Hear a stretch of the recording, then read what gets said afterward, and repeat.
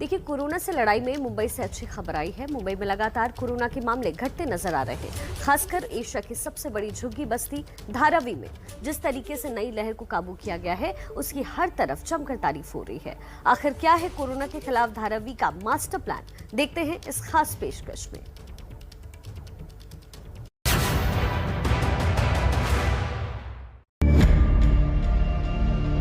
यह है मुंबई का धारावी इलाका, एशिया की सबसे बड़ी झोपड़पट्टी।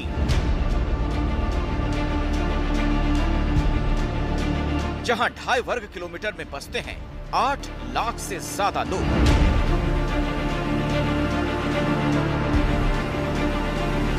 तीसरी लहर में भी धारावी का इलाका बना कोरोना हॉटस्पॉट।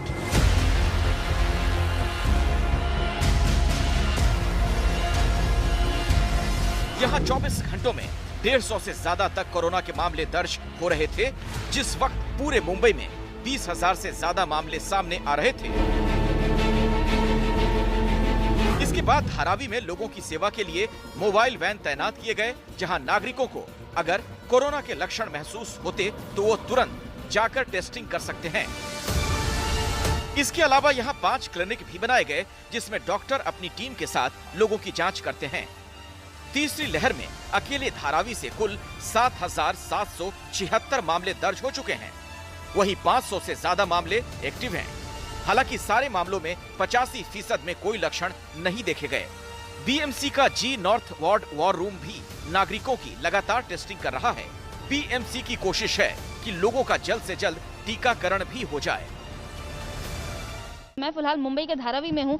मेरे पीछे आप देख सकते हैं इलाका कुछ ऐसा है, झुग्गी बस्तियां हर तरफ हैं, जो लोग हैं हर तरफ है। इसी बीच यहाँ पर एक दवाखाना स्थित है। ये जो दवाखाना है, इस दवाखाने का नाम है कुंभारवाड़ा दवाखाना। और इस दवाखाने के अंदर डॉक्टर्स हैं, मेडिकल ऑफिसर्स हैं, वो हर रोजाना यहाँ पे आते हैं और जो यहाँ पे लोग रहते हैं, नागरिक हैं यहाँ के, वो यहाँ पर आते हैं और अपना टेस्ट करवाते हैं। क्योंकि धारावी में जो संख्या थी मरीजों की काफी बढ़ गई थी, जिसके चलते ये जो केसेस हैं अब फिर से उभर रहे हैं, फिर से अब जो केसेस हैं कम हो रहे हैं। लास्ट वीक में हमारा टोटल एंटीजन आरटीपीसीआर मिला के 70+ टेस्टिंग हुई थी। 78 टोटल काउंट आ रहे थे और अभी ये पर डे टेस्टिंग हमारा मंडे से थोड़ा कम हो गया है। इतनी घनी आबादी, साफ सफाई की कमी, सोशल डिस्टेंसिंग, नदारद, अशिक्षा का माहौल। धारावी को कोरोना के मामले में बचाने के पीछे एक नहीं कई अड़ंगे थे, लेकिन बीएमसी की लगातार कोशिश और यहाँ रहने वाले लोगों में सहयोग की भावना ने वो कर दिया जो किसी चमत्कार से कम नहीं आंका जा सकता। तीसरी लहर में धारावी को बचाने वाली सबसे बड़ी ताकत बना वैक्सीनेशन। ये तस्वीरें मुंबई के धारावी में मौजूद सरकारी अस्पताल की हैं। अस्पताल में सुबह से ही बुजुर्ग बड़ी संख्या में बूस्टर डोज लेने पहुंच रहे हैं। बुजुर्गों के साथ साथ हॉस्पिटल में काम करने वाली महिला नर्स, हॉस्पिटल के डॉक्टर और फ्रंटलाइन वर्कर भी बूस्टर डोज लेने पहुंचे। वैसे तो देश भर में लोगों को बूस्टर डोज देने का काम जोर शोर से जारी है, लेकिन धारावी जैसे इलाके में लोगों का बूस्टर डोज को लेकर उत्साह देखते ही बनता है। देश में बूस्टर डोज की शुरुआत हुई हो और उसमें धारावी का जिक्र ना हो, ऐसा हो ही नहीं सकता। ऐसा हम आपको इसलिए कह रहे हैं क्योंकि कोरोना के मामले में महाराष्ट्र अव्वल नंबर पर है। मुंबई कोरोना संक्रमित शहरों के मामले में पहले नंबर पर है और मुंबई में धारावी सबसे ज्यादा संक्रमित इलाका है। कोरोना की पहली, दूसरी और संभावित तीसरी लहर में धारावी लगातार हॉटस्पॉट बना हुआ रहा। बीते एक हफ्ते की बात करें तो अकेले धारावी में 600 से ज्यादा मामले सामने आए। हम इस वक्त मौजूद हैं मुंबई के धारावी इलाके के वैक्सीनेशन सेंटर में। एक्चुअली जो वैक्सीनेशन का पूरा प्रोग्राम है वो पूरे देश भर में चल रहा है, लेकिन धारावी इसलिए भी अहम हो जाता है क्योंकि धारावी में अगर आप पहले दूसरे दौर की बात करें और संभावित तीसरे दौर में भी धारावी जो है वो लगातार हॉटस्पॉट बना हुआ है। बीते अगर 7 दिन की मैं बात करूं तो 600 से ज़्यादा जो मामला है वो अकेले सिर्फ धारावी में है। ऐसे में अगर धारावी के लोगों में बूस्टर डोज को लेके इस तरीके का उत्साह जो है वो अपने आप में सराहनीय है। क्या इंतज़ार था क्या इस बूस्टर डोज का? हम लोग के लिए बूस्टर डोज लेना एकदम जरूरी है, क्योंकि हम लोग के सेफ्टी भी हमारा जरूरी है। बूस्टर डोज जरूरी है प्रिकॉशंस के लिए। डोज लेने से बहुत सीवियरिटी कम हो रही है। आपको बता दें, धारावी अगर तीसरी लहर की चपेट में पूरी तरीके से आ जाता तो आंकड़ों के मामले में ही नहीं बल्कि मृत्यु के मामले में भी मुंबई नंबर 1 शहर बन जाता। अगर ऐसा बुरा नहीं हुआ तो तारीफ के काबिल है धारावी के लोग और धारावी में काम करने वाली सरकारी और नगर निगम की मशीनरी। कोरोना के खिलाफ लड़ाई में धारावी ने न सिर्फ सबकी इज्जत बचाई बल्कि बहुत बड़ी मानवीय चिंता से भी लोगों को दूर रखा। आखिर धारावी ने कैसे जीती तीसरी जंग, आपको इस रिपोर्ट के जरिए दिखाते हैं। ये हैं Kiran Dighavkar, assistant municipal commissioner BMC. Dharavi का इलाका इन्हीं के अधिकार क्षेत्र में आता है। इनका कहना है, जब पूरी मुंबई और देश में कोरोना के मामले तेजी से बढ़ रहे थे, तब धारावी में भी हर रोज 150 से ज्यादा मामले सामने आने लगे। ऐसे सघन इलाके में मामलों का इस तरह से बढ़ना बहुत बड़ी त्रासदी को जन्म दे सकता था। इसीलिए बीएमसी की टीम ने लोगों के पास पहुंचकर उनकी जांच की। जो लोग संक्रमित पाए गए हैं उन्हें तत्काल आइसोलेट करना और जो लोग स्वस्थ थे उनका वैक्सीनेशन स्टेटस पता करके वैक्सीन लगाने का काम किया गया।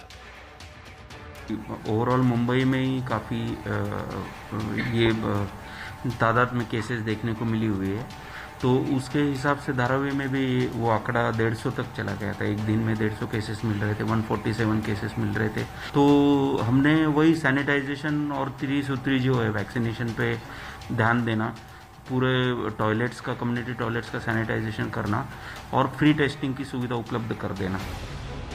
कोरोना के 3 इलाज: सैनिटाइजेशन, पब्लिक टॉयलेट की सफाई, वैक्सीनेशन, जिन्हें टीका नहीं लगा उन्हें टीका, फ्री टेस्टिंग, लक्षण हो या नहीं टेस्टिंग सबकी। इस 3 सूत्री फॉर्मूले ने धारावी जैसे सघन बसे इलाके को कोरोना की तीसरी लहर से बचाने में सबसे बड़ा योगदान दिया।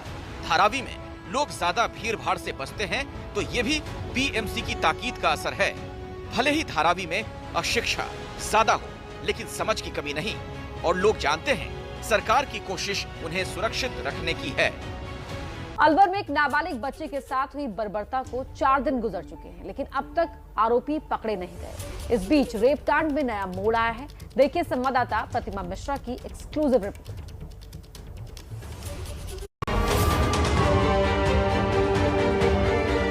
उत्तर प्रदेश में जाकर आप कहती हैं कि लड़की हूं लड़ सकती हूं, किंतु राजस्थान में लड़की हूं तो लड़ना मना है।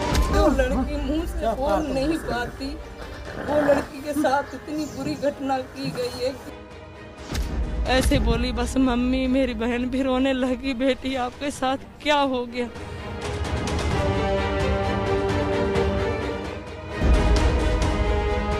उसका कम से कम कह रहे कि 3 महीने तक तो छुट्टी भी नहीं मिलेगी, इतनी बुरी हालत है लड़की की। अलवर कांड के 4 दिन बीत चुके हैं, लेकिन पुलिस के हाथ खाली हैं। जांच टीम ने मामले में अब तक कोई पुख्ता कार्रवाई नहीं की है, लेकिन इस बीच पुलिस के नए खुलासे ने पूरे मामले पर ही सवालिया निशान खड़ा कर दिया है। Injuries are not suggestive of any kind of penetrative assault. Medical board के हवाले से दिए गए पुलिस के इस बयान के बाद अलवर गैंगरेप कांड में अब नया मोड़ आ गया है। पुलिस का कहना है कि मेडिकल बोर्ड की रिपोर्ट में रेप की पुष्टि नहीं हुई है। तो सवाल यह है कि आखिरकार बच्ची को चोट कैसे लगी, बच्ची खून से लथपथ क्यों थी, नाबालिग के साथ हैवानियत की सारी हदें किसने पार की। पुलिस खुद भी मामले को गैंगरेप मानकर ही छानबीन कर रही थी। पुलिस सीसीटीवी फुटेज को आधार बनाकर पूरे मामले की गुत्थी सुलझाने की कोशिश कर रही है। राजस्थान सरकार ने मामले में जांच का जिम्मा एसआईटी को सौंप दिया है। पुलिस अपने बयान में जिस तिजारा पुलिया की बात कर रही है, उसी जगह पर पहुंचकर हमारी संवाददाता प्रतिमा मिश्रा ने घटनास्थल की जानकारी ली। और जिस जगह पर ये घटनाक्रम हुई वहां पर इस वक्त हम मौजूद हैं। ये तिजारा फाटक पुलिया है अलवर की, जहां पर ये चलता फिरता रोड है, हाईवे है, जहां पर मंगलवार की रात में एक नाबालिग बच्ची लहूलुहान अवस्था में मिली और जिस जगह पर ये सब कुछ हुआ वहां पर फोरेंसिक की टीम ने पहुंचकर इस जगह को मार्क किया है, क्योंकि खून के निशान यहाँ मिले और कुछ लहूलुहान अवस्था में बच्ची यहाँ पर पुलिस वालों को मिली। सवाल कई सारे उठते हैं और उन सवालों के जवाब अब तक पुलिस तलाशने की कोशिश में जुटी हुई है। सबसे बड़ा सवाल यह है कि 60 घंटे बीत जाने के बाद भी पुलिस के हाथ खाली है। इस मामले में अब तक एक भी गिरफ्तारी आखिरकार क्यों नहीं हुई? संवाददाता प्रतिमा मिश्रा पीड़ित परिवार के पास भी पहुंची और पीड़ित के घर वालों से बात की। पीड़ित परिवार का दर्द सुनकर किसी की भी आंखों में आंसू छलक उठेंगे। जब लड़की रोने लगी और उनको अपनी मम्मी को जाते ही पहचान लिया कि मम्मी ऐसे बोली, बस मम्मी मेरी बहन भी रोने लगी, बेटी आपके साथ क्या हो गया, आपको कैसे हुआ? बस रोती रोती बताती तो है नहीं, अब तक भी रोती रही है। उन्होंने ये बताया कि पुलिस वालों का ये कहना है कि उनको वहाँ पर तिजारा फाटक पे पड़ी मिली है। किसी बुजुर्ग आदमी ने देखा है कि यहाँ तो कोई घूम रहा है, ऐसे हाय हाय कर रहा है, कोई पड़ा है। जब उन्होंने देखा कि ये तो लड़की है, इसके साथ तो बहुत गलत हुआ पड़ा है, उन्होंने पुलिस को इन्फॉर्म किया। जब पुलिस वालों को जब भीड़ वहाँ इकट्ठी होगी, इतने में पुलिस आई, पुलिस वालों ने उठाकर वहाँ पर अस्पताल में भर्ती कराया। हैवानों की शिकार बनी बच्ची के घर वालों की माने तो उनकी लाडली दरिंदों के चंगुल में कब, कहां और कैसे फंसी इसका उन्हें पता ही नहीं चला। घर वालों ने तो बच्ची की खोजबीन तब शुरू की जब वो शाम तक घर नहीं पहुंची। पीड़ित परिवार तो गहलोत सरकार से पूछ रहा है कि आखिर इंसाफ कब मिलेगा, कि हमारे को जल्दी से जल्दी अपराधी को पकड़ के दिया जाए, नहीं तो हम तो पता नहीं, हम भी फिर अपनी कार्रवाई खुद शुरू करने लगेंगे। अब तक हमारे को कोई सुराग नहीं मिल रहा, हमारे को तो अन्याय चाहिए, बिल्कुल अभी का अभी चाहिए।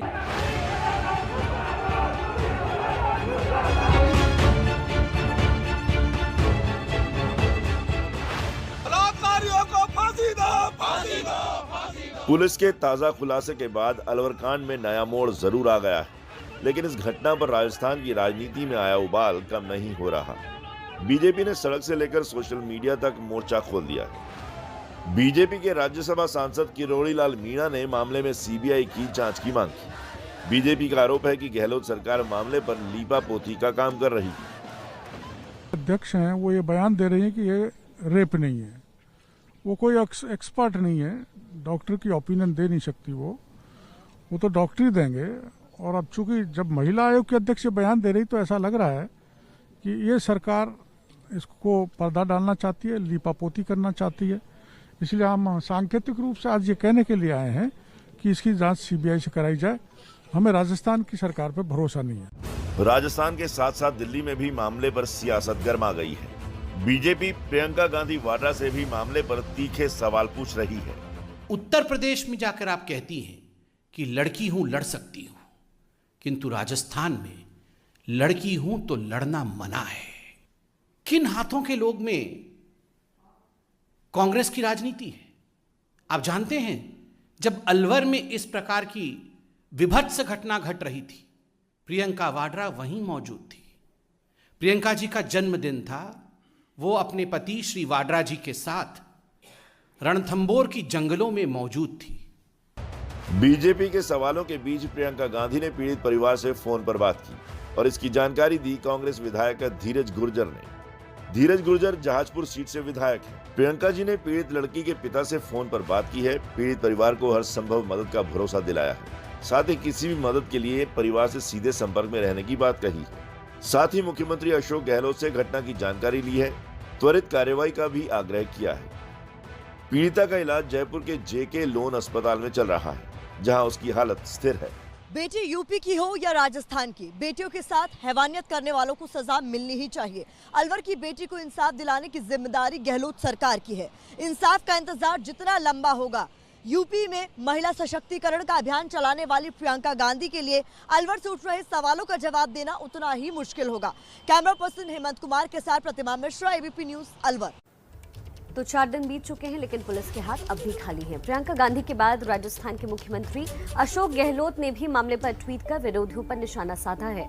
गहलोत ने अपने ट्वीट में लिखा है, अलवर पीड़िता प्रकरण के संबंध में वरिष्ठ पुलिस अधिकारी, एसपी अलवर और बालिका का इलाज कर रहे वरिष्ठ डॉक्टरों से संपर्क फिलहाल बना हुआ है।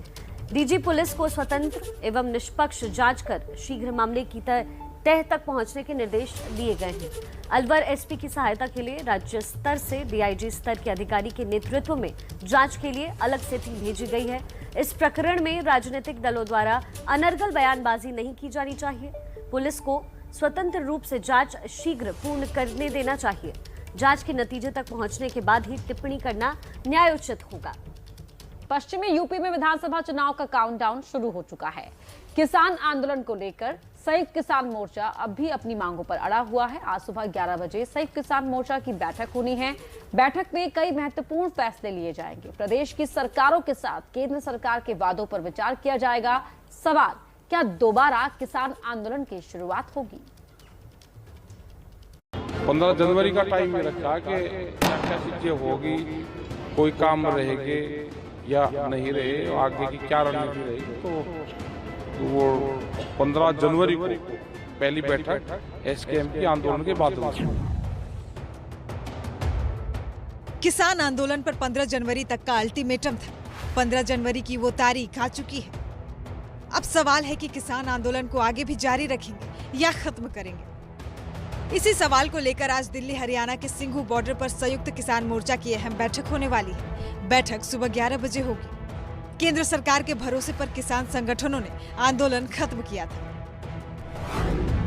सूत्रों के मुताबिक आज की बैठक में दर्शन पाल, बलबीर राजेवाल, राकेश टिकैत, योगेंद्र यादव, गुरनाम चढ़ूनी, शिव कुमार शर्मा, जोगेंद्र उग्राहा शामिल होंगे।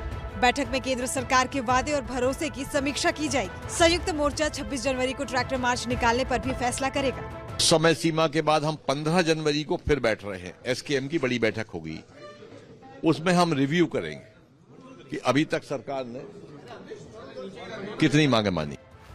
आज की बैठक में कई और बड़े ऐलान हो सकते हैं। चुनाव लड़ने वाले किसान संगठन के नेताओं पर कार्रवाई का भी ऐलान हो सकता है। बैठक के बाद किसान नेताओं के प्रेस कॉन्फ्रेंस करने का भी कार्यक्रम है।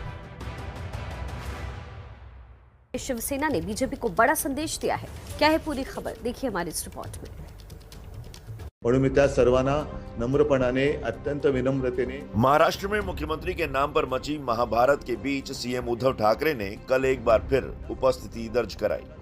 विलंब न लावता ते दिलं म्हणून समजा। उद्धव ठाकरे ने कल बीएमसी की नई व्हाट्सएप सेवा का उद्घाटन किया। इस मौके पर ठाकरे ने कहा कि मुंबई देश का पहला नगर निगम है जो व्हाट्सएप चैटबॉट के माध्यम से लोगों को उनके दरवाजे पर 80 से अधिक सेवाएं प्रदान कर रहा है। उन्होंने कहा कि ये दिन सुनहरे अक्षरों में लिखा गया है। मुख्यमंत्री ने कहा कि इस पहल ने वर्क फ्रॉम होम सुविधा को और भी अधिक सुगम बना दिया है। इस समारोह के दौरान महाराष्ट्र के मंत्री आदित्य ठाकरे, मुंबई की महापौर किशोरी पेडनेकर, नगर आयुक्त इकबाल सिंह चहल और वरिष्ठ नागरिक अधिकारी मौजूद थे। बता दें कि उद्धव ठाकरे का 12 नवंबर को रीढ़ की हड्डी का मेजर ऑपरेशन हुआ था। 21 दिनों तक अस्पताल में रहे थे उद्धव ठाकरे। 2 दिसंबर को उद्धव को डिस्चार्ज किया गया। इक्का दुक्का ऑनलाइन बैठक में दिखे हैं उद्धव ठाकरे। 12 नवंबर से वो सार्वजनिक तौर पर नहीं दिखे। महाराष्ट्र विधानसभा के शीतकालीन सत्र में भी नहीं आए उद्धव, जिसके बाद से ये कयास लगाए जाने लगे थे कि उनके हिस्से का सारा काम उनकी पत्नी रश्मि ठाकरे और आदित्य ठाकरे देख रहे हैं और शिवसेना रश्मि ठाकरे को मुख्यमंत्री बना सकती है। बीजेपी ने उद्धव की अनुपस्थिति को मुद्दा बनाकर महाराष्ट्र सरकार को घेरा, जिसके बाद महाराष्ट्र में मुख्यमंत्री के नाम सियासत गर्म रही। ऐसे में अब खुद सामने आकर ऐप लॉन्च में हिस्सा लेकर उद्धव ने संदेश देने की कोशिश की है कि सब कुछ ठीक ठाक है। अब इसके बाद आगे क्या रहती है विपक्ष की रणनीति, उस पर गौर करने की जरूरत होगी। आज प्रयागराज में माघ मेले का दूसरा दिन है। मेले में लाखों लोग जुट रहे हैं। तमाम दावों के बावजूद नियमों की जमकर अनदेखी हो रही है। ऐसे में सवाल ये कि महामारी के इस दौर में कोरोना को दावत देने वाला मेला आखिर क्यों?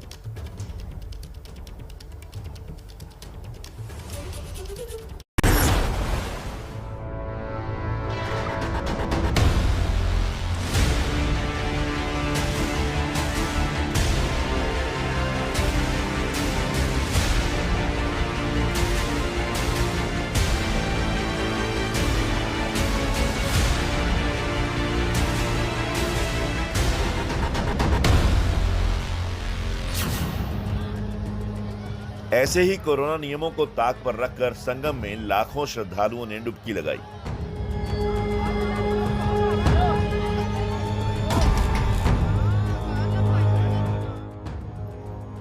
देश के अलग अलग हिस्सों से लाखों लोग यहां पहुंचे थे। कोरोना की वजह से श्रद्धालुओं की तादाद में बड़ी गिरावट आई है, लेकिन इसके बावजूद लाखों की भीड़ बेपरवाह नजर आई।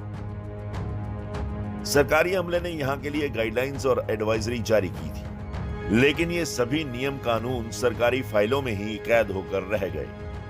आज पहले ही दिन लाखों की संख्या में श्रद्धालु डुबकी लगाने व पूजा अर्चना करने के लिए पहुंचे, लेकिन कोविड प्रोटोकॉल कहीं नजर नहीं आया। ना तो श्रद्धालु जागरूक व जिम्मेदार दिखे, ना ही सरकारी अमला अपनी ड्यूटी निभाते हुए नजर आया। कहा जा सकता है कि आज पहले ही दिन कोविड प्रोटोकॉल की यहाँ जमकर धज्जियां उड़ी। ऐसे में कहना गलत नहीं होगा कि आने वाले दिनों में आस्था का ये मेला कोरोना का सुपर स्प्रेडर साबित हो सकता है। इसके बावजूद प्रशासन सब कुछ ठीक होने का दावा कर रहा है। हालांकि अधिकारियों के दावों की हकीकत क्या है, वो ग्राउंड जीरो से इस रिपोर्ट में देखिए। अनुमान है मेरा कि अब तक 2 से 3 लाख के आसपास लोग जो है वो स्नान कर चुके हैं। हम लोगों की तरफ से व्यापक व्यवस्थाएं की गई हैं, चाहे वो सुरक्षा की दृष्टि से हो, चाहे वो कोविड प्रोटोकॉल की दृष्टि से हो। जो हमारे 16 एंट्री गेट हैं उन पे सब पे चेकिंग की व्यवस्था की जा रही है। घाटों पे आपने देखा होगा कोविड हेल्प डेस्क लगाई गई है। निरंतर जो पब्लिक एड्रेस सिस्टम है उससे हम लोग सबको जागरूक कर रहे हैं। स्वास्थ्य विभाग के साथ संयुक्त टीमें सारे मेले क्षेत्र के जो 16 प्रवेश द्वार हैं वहां पर स्क्रीनिंग कर रही हैं। लगातार प्रातःकाल से स्क्रीनिंग हो रही है और वो थर्मल स्क्रीनिंग के साथ साथ सिम्टम बेस्ड जो है वो टेस्टिंग की भी व्यवस्थाएं इन प्रवेश द्वारों पर की गई हैं। पब्लिक एड्रेस सिस्टम के माध्यम से हम सारे श्रद्धालुओं से लगातार अनुरोध कर रहे हैं कि कोविड प्रोटोकॉल का सख्ती से पालन करें, कड़ाई से पालन करें, मास्क अवश्य धारण करें। फिर भी अगर कतिपय श्रद्धालु जो है अगर कोविड प्रोटोकॉल का पालन नहीं करते पाए जा रहे हैं तो उनके विरुद्ध हम प्रवर्तन की कार्रवाई भी अमल में ला रहे हैं। सवाल ये है कि प्रयागराज के माघ मेले में रोजाना कोरोना का बम फूट रहा है, तो फिर मेले का आयोजन क्यों? लगातार माघ मेले में कोरोना संक्रमितों की पुष्टि हो रही है। ऐसे में क्या मेले से मुसीबत नहीं बढ़ेगी? एक बड़ा सवाल ये भी कि आखिरकार प्रशासन ने हरिद्वार में हुए कुंभ मेले से सीख क्यों नहीं ली? ये माघ मेला 14 जनवरी से अगले 47 दिनों तक चलेगा। 1 मार्च को महाशिवरात्रि के अवसर पर मेले का समापन होगा और इन 47 दिनों तक देश विदेश से साधु संतों और लोगों का जमावड़ा देखने को मिलेगा। आज से मेले में झूले और प्रदर्शनियों का दौर भी शुरू हो सकता है। यूपी में जगह जगह मकर संक्रांति के नाम पर लोगों ने गंगा के तटों पर आस्था की डुबकी तो लगाई, लेकिन लापरवाही से कोरोना को जमकर दावत भी दी। ऐसे में सवाल एक बार फिर वही कि महामारी के दौर में मेले का आयोजन क्यों? क्योंकि हरिद्वार में तो हर की पैड़ी पर गंगा स्नान पर पाबंदी लगा दी गई थी, क्योंकि कुंभ मेले में कोरोना का ट्रेलर उत्तराखंड प्रशासन देख चुका है। पिछला कुंभ मेला कोरोना के लिए सुपर स्प्रेडर साबित हुआ था। हर साल यहां आसपास के प्रदेशों से लाखों की भीड़ पहुंचती थी, लेकिन इस बार किसी को आने की अनुमति नहीं दी गई। जो भी यात्री मकर संक्रांति के लिए हरिद्वार आ रहे थे उन्हें बॉर्डर से ही वापस लौटाया जा रहा था। ऐसे में एबीपी न्यूज लगातार माघ मेले पर रोक लगाने की अपील कर रहा है ताकि महामारी के इस दौर में लोगों की जान बचाई जा सके। अब उम्मीदें हाईकोर्ट पर टिकी। माघ मेले को रोकने के लिए हाईकोर्ट में याचिका लगाई गई, जिस पर सोमवार को सुनवाई होनी है। देखिए, लखनऊ में अखिलेश यादव की तथाकथित वर्चुअल रैली में जो घोर लापरवाही हुई उस पर चुनाव आयोग ने पुलिस पर कार्रवाई की है। तो उससे पहले पुलिस ने समाजवादी पार्टी के कार्यकर्ताओं के खिलाफ एफआईआर भी दर्ज की, क्योंकि चुनाव आयोग के नियमों और कोविड प्रोटोकॉल का जमकर वहां उल्लंघन किया गया।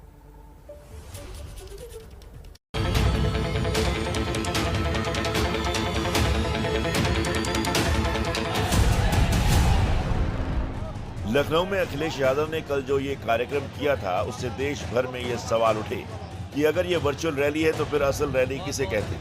कोरोना काल ने वर्चुअल मीटिंग और वर्चुअल रैली का जो नया विकल्प दिया, अखिलेश यादव ने उसे बस एक नया नाम बनाकर रख दिया। नहीं तो यहाँ कुछ भी वर्चुअल रैली जैसा नहीं था। बड़ा सा मंच था, मंच के सामने हजारों कार्यकर्ताओं का हुजूम था और वर्चुअल रैली तो बस नाम के लिए नेताओं के पीछे लगे बैनर पर नजर आ रही थी।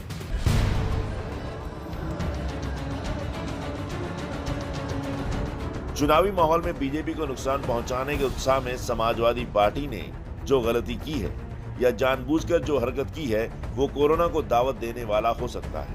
और लखनऊ में शुक्रवार को ये सब जो हुआ उसके खिलाफ एक्शन भी हुआ। लखनऊ के डीएम के मुताबिक समाजवादी पार्टी के कार्यक्रम में आदर्श आचार संहिता और कोविड प्रोटोकॉल का उल्लंघन किया गया है, जिसके आरोप में 2000 से ज्यादा समाजवादी कार्यकर्ताओं के खिलाफ एफआईआर दर्ज की गई है। एफआईआर फिलहाल अज्ञात लोगों के खिलाफ हुई है, नामजद नहीं है। लखनऊ के गौतमपल्ली थाने में महामारी एक्ट के तहत मुकदमा दर्ज हुआ है। जब ये सब हो रहा था तब डीएम के आदेश पर मजिस्ट्रेट अपनी टीम के साथ समाजवादी पार्टी के ऑफिस पहुंचे थे। भीड़ का आंकलन किया और रिपोर्ट डीएम को सौंपी। उसी रिपोर्ट के आधार पर बिना अनुमति भीड़ जमा करने को लेकर मामला दर्ज हुआ है। देखिए, इसमें आदर्श आचार संहिता का उल्लंघन और कोविड-19 के नियमों का उल्लंघन इसमें जो परिलक्षित हुआ है उसके अंतर्गत सुसंगत धाराओं में मुकदमा दर्ज किया गया है। इस पूरे मामले में समाजवादी पार्टी के कर्ता धर्ता तो जिम्मेदार है ही, लखनऊ का पुलिस प्रशासन भी कम कसूरवार नहीं और इसलिए पुलिस की इस हीला हवाली पर भी एक्शन लिया गया है।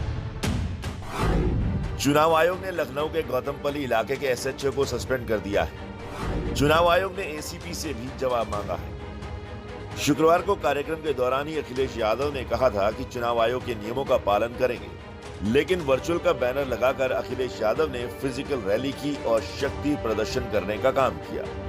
देखिए, समाजवादी पार्टी कार्यालय में आज भारतीय जनता पार्टी के बड़े बड़े नेता आज शामिल होने आए थे। वो वर्चुअल हमारा कार्यक्रम था, वही प्रमुख नेता बुलाए गए थे। यहाँ किसी कार्यकर्ता को, किसी जनता को नहीं बुलाया गया, नहीं, लाखों लोग होते। हमने कोविड के नियमों का पालन किया, हमने आचार संहिता का पालन किया है। हम किसी तरीके के कोविड नियमों का उल्लंघन नहीं करते हैं और हम चुनाव आयोग की गाइडलाइन के हिसाब से काम करते हैं। जिनके दम पर कोरोना के खतरे के बावजूद लखनऊ में ये मजमा लगा, यानी स्वामी प्रसाद मौर्य, उन्होंने गोरखपुर में खिचड़ी कार्यक्रम करने के लिए सीएम योगी को ही निशाने पर लिया। आज माननीय मुख्यमंत्री जी गोरखपुर में हजारों लोगों के साथ खिचड़ी खा रहे हैं। अगर मुकदमा लिखना ही है तो सबसे पहले उनके खिलाफ लिखना चाहिए।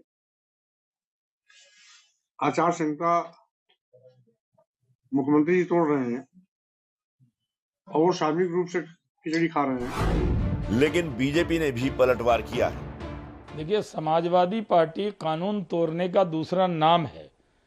ये लाल टोपी इस बात की निशानी है कि वो हर चीज को तोड़ेंगे।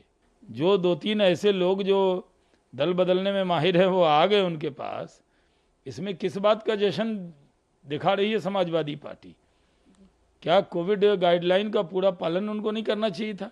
जो चुनावी मौसम होता है तो चुनावी मौसम में जो है वो सियासी सैर का कई लोग करने लगते हैं और ये चहलकदमी कोई नई चीज तो है नहीं और इस तरह की एंट्री और एग्जिट से जो है भारतीय जनता पार्टी के ऊपर कोई फर्क नहीं पड़ता।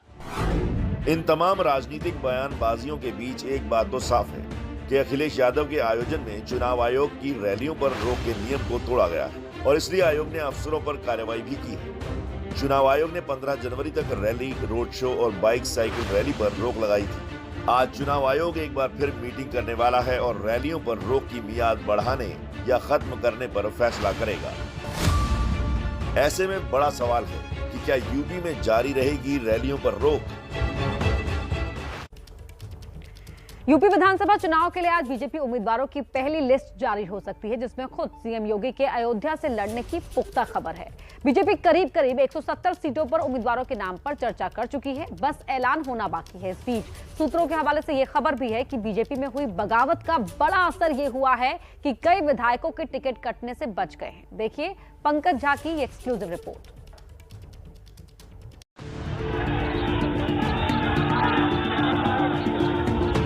बड़ी संख्या में विधायकों और मंत्रियों के एसपी के खेमे में चले जाने से बीजेपी के कई विधायकों को बख्श दिया गया है, या यूं कहें कि अखिलेश यादव ने उनकी उम्मीदवारी जाने से बचा ली। कह सकते हैं कि अखिलेश के इस बड़े झटके के बाद यूपी में बीजेपी की रणनीति बदल गई है। कहा जा रहा है कि बीजेपी ने पहले कम से कम 100 विधायकों के टिकट काटने का मन बनाया था। कहा जा रहा था कि ऐसे विधायकों के खिलाफ उनके क्षेत्र में लोगों के बीच नाराजगी है, अगर उन्हें चुनाव लड़ाया गया तो फिर उनकी हार हो सकती है। पर दिल्ली में हुई केंद्रीय चुनाव समिति की बैठक में तय हुआ कि अब सिर्फ 10% विधायकों का ही टिकट कटेगा। योगी सरकार में मंत्री रहे स्वामी प्रसाद मौर्य, दारा सिंह चौहान, धर्म सिंह सैनी और उनके समर्थक विधायकों के बीजेपी छोड़ने के बाद से पार्टी बैकफुट पर है, क्योंकि इन नेताओं ने पार्टी छोड़ने के साथ बीजेपी और योगी सरकार पर पिछड़ों और दलितों की उपेक्षा का आरोप भी लगाया था, जिसके बाद से समाजवादी पार्टी के पक्ष में हवा बनने लगी। चुनाव में इसका फायदा हो या ना हो, पर अभी तो माहौल बनता दिख रहा है। पार्टी के थिंक टैंक को लगा कि ये ट्रेंड बना रहा तो फिर बीजेपी के लिए खतरे की घंटी बज सकती है।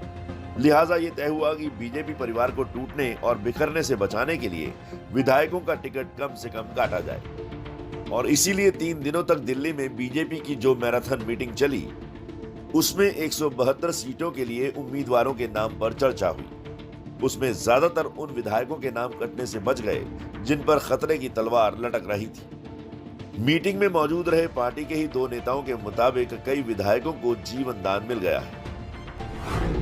कुल मिलाकर यूपी में बीजेपी के 300 विधायक हैं और अब तक मिली जानकारी के मुताबिक अब कुल 25 से 35 मौजूदा विधायकों के ही टिकट काटे जा सकते हैं। मुमकिन है कि आज ही बीजेपी अपनी पहली लिस्ट जारी कर दे, क्योंकि चर्चा पूरी हो चुकी है। संवाददाता पंकज झा की रिपोर्ट। यूपी विधानसभा चुनाव का काउंटडाउन शुरू हो चुका है। पहले फेज के लिए नामांकन की प्रक्रिया भी शुरू हो चुकी है, लिहाजा यूपी में टिकट को लेकर घमासान देखने को मिल रहा है। इसी घमासान के बीच बीएसपी और कांग्रेस के भीतर टिकट को लेकर धांधली के आरोप लग रहे हैं। क्या है पूरी खबर, इस रिपोर्ट से समझिए। अपने मुझे अंदर बिठा के यूं कहते हैं कि बस तेरे जगह अब किसी और को चुनाव लड़ा रहे। आप देख रहे होंगे अखबार में, डेली का एड भी देख रहे होंगे, सारे होर्डिंग फ्लैग सब कुछ मैं कर रहा हूँ, उसके बाद भी मेरे साथ ऐसा कर रहे हैं। चुनाव जो ना कराए, टिकट पाने की हसरत ही ऐसी होती है कि रौबदार नेता भी रोने पर मजबूर हो जाता है। कैमरे के सामने आंसुओं को रोक नहीं पा रहे इस नेताजी का नाम है अरशद राणा, जो बीएसपी के हैं और पश्चिमी यूपी से ताल्लुक रखते हैं। इनका आरोप है कि बीएसपी के ही नेता और पश्चिमी यूपी के प्रभारी शमसुद्दीन राइन ने टिकट के लिए उनसे लाखों रुपए की डिमांड की थी। अरशद ने पैसे भी दे दिए, पर टिकट नहीं मिला। माने शमसुद्दीन राइन जी ने कहा कि इसको वहां भेजना गाजियाबाद मेरे पास। फिर मैं गया, फिर उन्होंने मेरे से डिमांड रखी कि लगा तुझे बहन जी के यहाँ लेके जाएंगे। फिर इन्होंने मेरे से 15 लाख रुपए लिए। जिलाध्यक्ष सतीश कुमार ने मुझसे कहा कि तुम 50 लाख रुपए का और इंतजाम कर लो। मैंने कहा अध्यक्ष जी, मैं अभी कोई पेड़ पे पैसे नहीं लग रहे कि तोड़ के आपको दे दूंगा। मैं जाके अपनी माताजी से, घर पे परिवार से मशवरा करके आपको बताऊंगा। पुलिस अब अरशद के आरोपों की जांच कर रही है, तो वहीं अरशद का कहना है कि अगर उनसे लिए गए पैसे वापस नहीं किए गए तो बीएसपी सुप्रीमो मायावती के घर के सामने आत्मदाह करेंगे। बता दें कि बीएसपी ने चरथावल से सलमान सईद को उम्मीदवार बनाया है। सलमान कांग्रेस छोड़कर बीएसपी में शामिल हुए हैं। पैसे लेकर टिकट के खेल का आरोप बीएसपी ही नहीं, कांग्रेस पर भी लग रहे हैं, और कांग्रेस पर यह आरोप लगाने वाली नेता का नाम है प्रियंका मौर्य, जो कांग्रेस की कैंपेन शक्ति विधान की पोस्टर गर्ल है। लेकिन अब प्रियंका मौर्य ने अपनी ही पार्टी पर टिकट के बदले पैसे मांगने के आरोप लगा दिए हैं। लगता नहीं है धांधली हुई है, ये हुई है, लगता नहीं है। मैं पूरे विश्वास के साथ कह रही हूँ, क्योंकि जितनी मेहनत मैंने अपनी विधानसभा 170 सरोजनी नगर में की है, जिसको टिकट मिला है उसके बारे में पता कर लीजिए कि वो कितना इस लायक है कि उसे टिकट मिला है। और स्क्रीनिंग की जब रिपोर्ट मेरा नाम दिखाती है तो उसको टिकट क्यों मिला। पैसे के बदले टिकट देने के आरोप पर दोनों ही पार्टियां, बीएसपी और कांग्रेस की ओर से इस पर जवाब का इंतजार है। देश में कोरोना की बेकाबू रफ्तार जारी है। पिछले 24 घंटे की बात करें तो कोरोना के 2,64,202 नए मरीजों की पुष्टि हुई है। साथ ही देश में कोरोना संक्रमण दर बढ़कर 14.78% हो चुकी है। चलिए जान लेते हैं पिछले 24 घंटे की कोरोना की ऑल इंडिया रिपोर्ट। तो महाराष्ट्र में 43,211 नए केस आए हैं। दिल्ली की बात करें तो 24,383 नए मरीज मिले हैं दिल्ली में। पश्चिम बंगाल में 22,645 नए केस दर्ज किए गए, तो कर्नाटक में 28,723 नए केस सामने आए हैं। केरल में 16,338 नए केस आए हैं। उत्तर प्रदेश में 16,016 नए मरीज मिले हैं। उत्तराखंड में 3,200 नए मरीजों की पुष्टि हो चुकी है। बात करें गोवा के तो 3,145 नए केस सामने आए हैं। आंध्र प्रदेश में 4,528 केस सामने आए हैं। 10,019 केस गुजरात में बीते 24 घंटे में सामने आए हैं। और बात करें देश की राजधानी दिल्ली की, तो दिल्ली में कोरोना की रफ्तार सबसे ज्यादा डरा रही है। संक्रमण दर में रोजाना इजाफा हो रहा है, जो अब 30% के पार भी पहुंच गया है। लगातार 3 दिनों से 24,000 से ज्यादा मामले सामने आ रहे हैं, लेकिन इसके बावजूद भी लोगों की लापरवाही थमने का नाम नहीं ले रही। ऐसे में बात वहीं आकर रुक जाती है, आखिर कोरोना की इस लड़ाई में लापरवाही क्यों? ये देश की राजधानी दिल्ली के 2 बड़े बाजारों की तस्वीर है। एक तरफ दोपहर की तस्वीर है तो दूसरी तरफ देर रात की। इन दोनों ही तस्वीरों में एक ही चीज समान है, और वो है बाजार में उमड़ी बेतहाशा भीड़। लोग बेपरवाह होकर सड़क पर उतरे हुए हैं। ये हाल तब है जब दिल्ली में कल भी 24,000 से ज्यादा मामले सामने आए, लेकिन लोग मास्क लगाने को तैयार नहीं। पूछो तो बहाने हजार।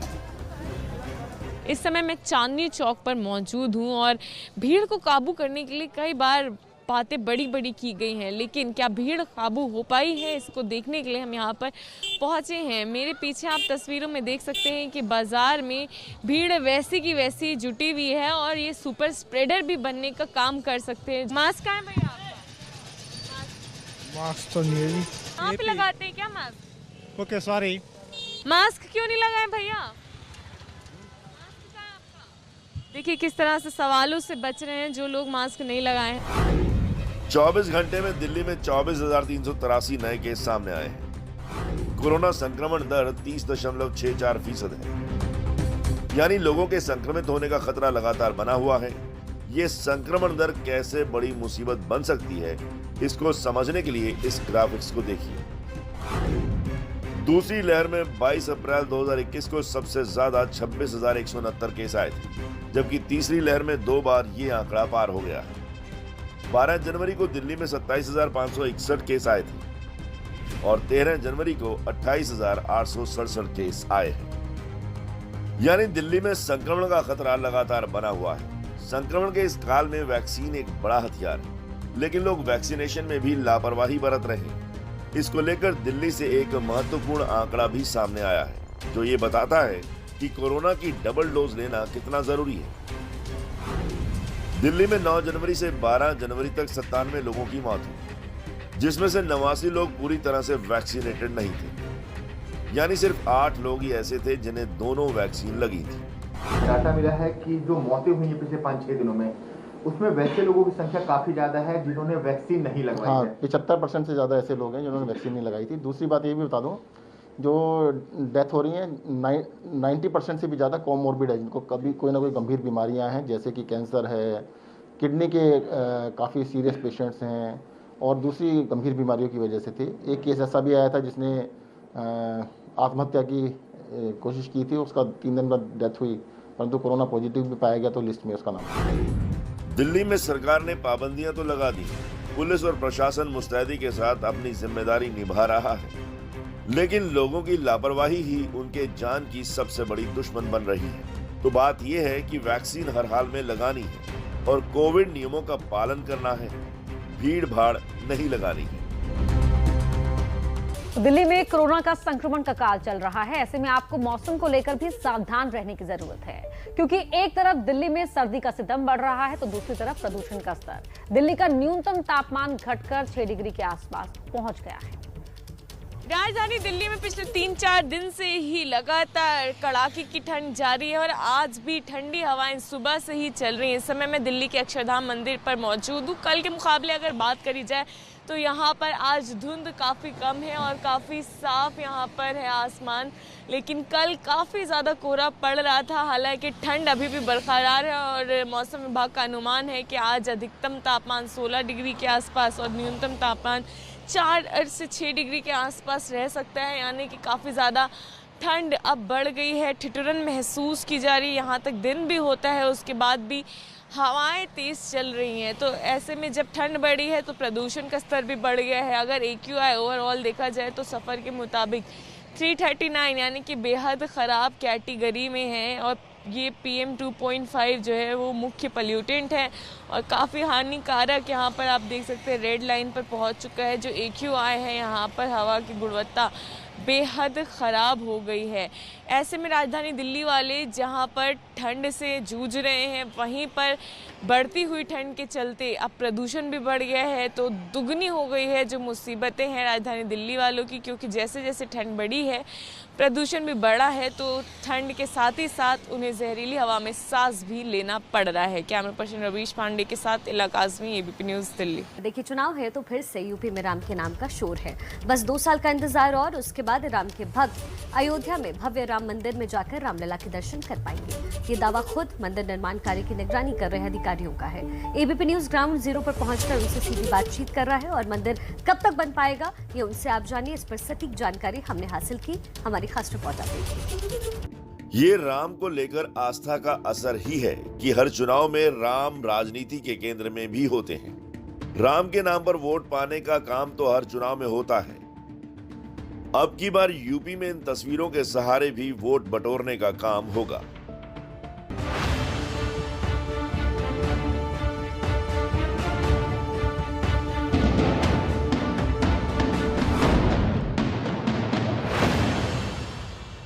आम आदमी ये कह रहा है कि जो राम का मंदिर बनाएंगे हम उन्हीं को लाएंगे। वोट देने का एक बहुत बड़ा मुद्दा भव्य राम मंदिर का निर्माण भी है। तो कुल मिलाकर मैं आपको ये दिखाने अयोध्या पहुंचा हूं कि अयोध्या में जो भव्य राम मंदिर का निर्माण हो रहा है उसका काम कहां तक पहुंचा है। अयोध्या में 2.77 एकड़ जमीन पर राम मंदिर बनाने का काम दिन रात चल रहा है ताकि जल्द से जल्द राम का महल बनकर तैयार हो सके। काम कितना हुआ है, पूरा होने में अभी कितने महीने कितने साल और लगेंगे, इसकी सटीक जानकारी के लिए ABP न्यूज़ ग्राउंड जीरो पर पहुंचा है और प्रोजेक्ट की निगरानी कर रहे अधिकारियों से सीधी बातचीत की कि राम मंदिर कब बन जाएगा, राम मंदिर के निर्माण में अभी क्या क्या होना है और क्या हो गया है। मेहता साहब हैं हमारे साथ, इस पूरे प्रोजेक्ट के प्रोजेक्ट डायरेक्टर हैं। इनसे ही समझिए, इनसे ही जानिए, क्योंकि ये नीचे से गड्ढे की खुदाई से लेकर 161 फीट तक जब तक मंदिर ना पहुंच जाएगा साथ नहीं छोड़ेंगे। मेहता साहब गलत बोल रहा हूं? बिल्कुल बिल्कुल बिल्कुल, ये तो हमारा टारगेट है और अहोभाग्य है हमारा कि हम ये इतना नोबल काम के लिए हम लोग जुड़े हैं और बिल्कुल इसको पूरा करके अच्छी क्वालिटी में सेफ्टी से ऑल जो नॉर्म्स करके ही यहाँ से जाना है। मेहता साहब, लोग बड़ी आस्था से बड़ी उम्मीद से ये देख रहे हैं कि ये मंदिर आखिर में कितना बन गया है और क्या अब बनना है। बहुत आम शब्दों में जो देश की जनता समझ जाए, आपसे पूछ रहा हूँ, सवाल मेरा यही। खुद एनालाइज कर सकें कि हम लोग किस स्टेज पे हैं और ये हमने शुरू किया था इसके लिए खुदाई से और वो बहुत मैसिव एक्टिविटी था। आज की डेट में आपको दिखाई नहीं दे रहा है क्योंकि हम लोगों ने खुदाई भी किया, उसको फिलिंग भी कर दिया। ठीक है, तो ये हमारा 2 लाख क्यूबिक मीटर का हमने खुदाई किया पूरा और उसको फिर हम लोगों ने इंजीनियर्ड फिलिंग के लिए हमने एक मटेरियल को चूज़ किया था जिसमें लीन सीमेंट से कंक्रीट बनाया था। उसके 48 लेयर से इसको भरते ऊपर तक आए और उसको पूरा हमने 5 महीने में उसको कंप्लीट किया। मनोज मेहता के मुताबिक इस प्रोजेक्ट का काम 2023 तक पूरा हो जाएगा, यानी अब बस 2 साल से भी कम का वक्त बचा है जब प्रभु राम अपने आलीशान घर में ठाठ से रहने लगेंगे। प्रभु के आलीशान घर के लिए खास पत्थर मंगाए गए हैं। मिर्जापुर से आए इन पत्थरों को कैसे मुख्य मंदिर में लगाया जाएगा, अब ये समझिए। और ये पत्थर यहाँ पे लगेंगे इस ढंग से कि एक बार पूरी लेयर हो गई है इसकी, और जब भी इसकी दूसरी लेयर जब हम लगाएंगे तो इसमें जो आपको होल दिखाई दे रहे हैं इसके अंदर में स्टोन का ही की बैठेगा और की इस ढंग से बैठेगा कि 2 लेयर के पत्थर आपस के अंदर में जाम हो जाएंगे। अच्छा, इसको शेयर की बोला जाता है। एक चीज़ दूसरा है कि जब भी 2 पत्थर रखे जाएंगे इसके नीचे वाले पत्थर के जॉइंट और ऊपर वाले पत्थर के जॉइंट एक साथ नहीं रहेंगे। तो उसको इंग्लिश में बोलते हैं कि हम लोग इसके जॉइंट्स को स्टैगर्ड करेंगे दोनों डायरेक्शन में, एक्स डायरेक्शन और वाई डायरेक्शन में। तो ये इसका खासियत रहेगा इसका। जनवरी के बाद इन पत्थरों को लगाने का काम शुरू हो जाएगा, ये वही पत्थर हैं जिन पर 161 फीट ऊंचे मंदिर का पूरा भार होगा। पूरे मंदिर में कहीं भी लोहे का इस्तेमाल नहीं होगा। केवल पत्थरों से बने इस मंदिर की उम्र 1000 साल से ज्यादा होगी। अयोध्या से ज्ञानेंद्र की रिपोर्ट। वहीं यूपी में दल बदल की राजनीति जोरों पर है। इसी सियासी मौसम पर कार्टूनिस्ट इरफान की पड़ी नजर। देखिए क्या किया व्यंग्य।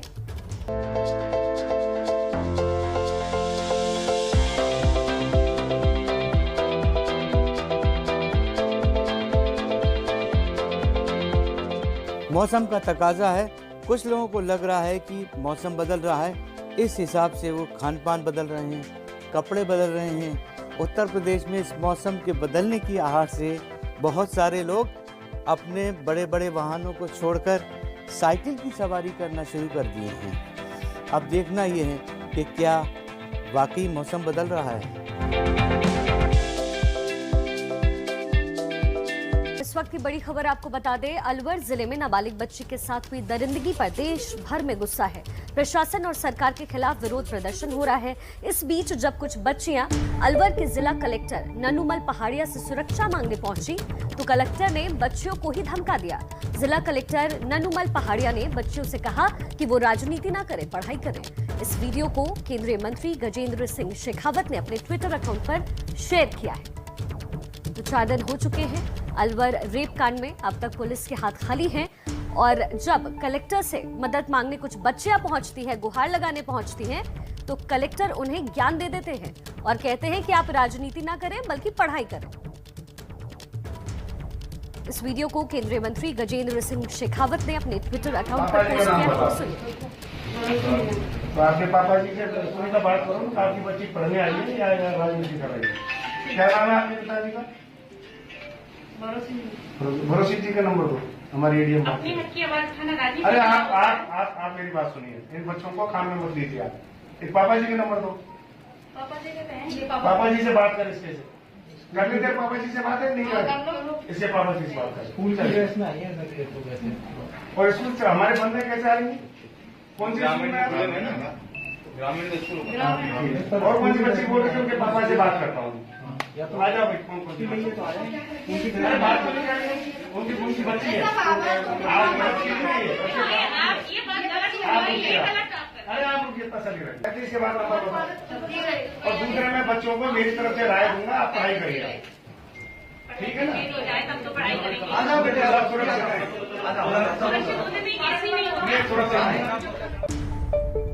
तो सुना आपने, यहाँ बच्चियां जब प्रोटेस्ट करने गई थी, हक की बात करने गई थी, तो कलेक्टर ने किस अंदाज में बच्चों के साथ बातचीत की। आपने देखा बार बार पापा जी का नाम, फोन नंबर मांग रहे थे कलेक्टर साहब, और लड़कियों ने कहा कि अपने हक की बात उठाना क्या गलत है। तो उस पर उन्होंने कहा कि देखो राजनीति मत करो, अपने पापा जी का नंबर दो।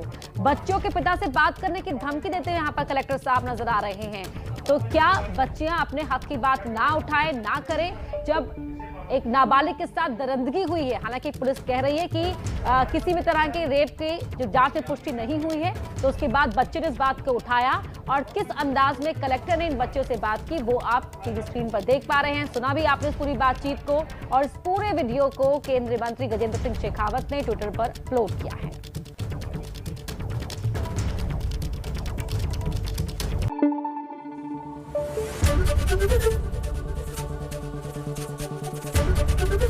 एबीपी न्यूज आपको रखे आगे।